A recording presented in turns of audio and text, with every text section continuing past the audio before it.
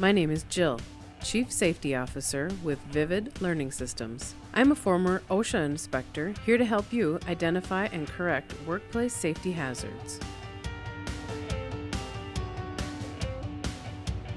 I'd like to share one safety tip with you today when you are doing your safety inspections, specifically when you're looking at welders and one component of a welder to be mindful of.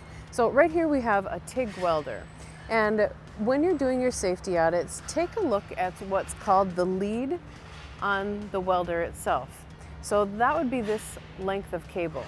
We want to take a look at the entire length as you're doing your inspection and look for any cuts that might be in this protective covering, any burn marks, and that might be an indication of where you want to unzip this particular covering and take a closer look to make sure the electrical parts on the inside of this case haven't been damaged.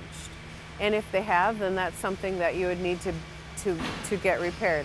So take a look at the entire length of the lead, and if you're noting deficiencies, then have those properly repaired.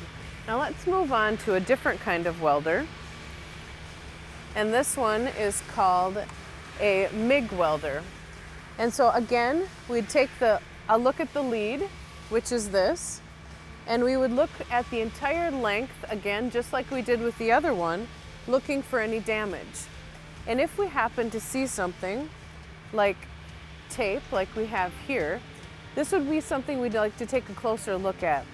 Finding black tape on a welding lead isn't uncommon, particularly when welders like to protect an area that might be laying over something where it could cause wear over time.